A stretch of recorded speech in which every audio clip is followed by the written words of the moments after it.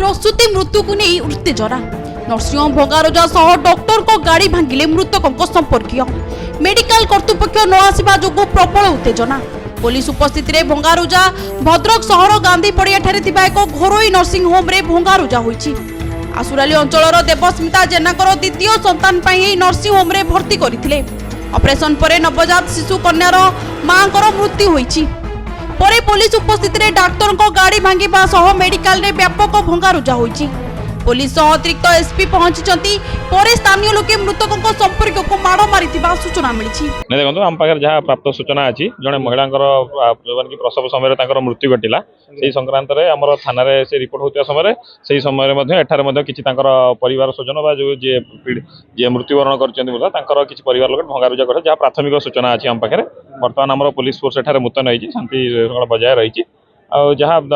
Report है से हिसाब से परवर्ती कार्यानुष्ठान ग्रहण करा आईन अनुसार। मन सीमा राणी जेना मो झी दिल्ली रे रहे ता स्वामी सहित 7 मास डेलीवरी गाँव को आसला मुरली सार पाखे आसिक ट्रिटमेंट है 7 मास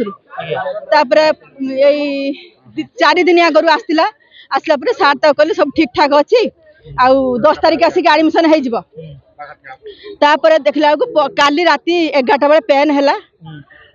पेन है नहीं आसले मेडिकल आसला 3टारे झीटे है राति 3टारे सका तार सब राति पूरा समस्त वीडियो कॉलिंग कर समस्त कथबार्ता आम समस्त सार कर मो घर कोठार मु खबर पाइली 10टा बेले पेन हो आसी 11:30 बेले पहुँचला बेलू झीर संपूर्ण भल थिला कथबार्ता करथिला गोड़ हाथ चल विचल करथिला मते कहला माउसी मु कहनी होउची कौन कहला माउसी मो गोड़ हाथ सब नाठी हो जाउची। गोटे नर्स थिला मु तांको पचारली गोड़ हाथ नाठी काहे होउची कहले से कालुआ दिया है तो से नाठी हो जाउची। तापर गोटे पेन क्लियर देले तापर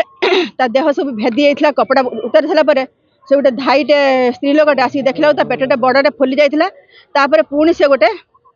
इंजेक्शन टिटेनस परिका इंजेक्शन गोटे देले दिन कतोळ एटा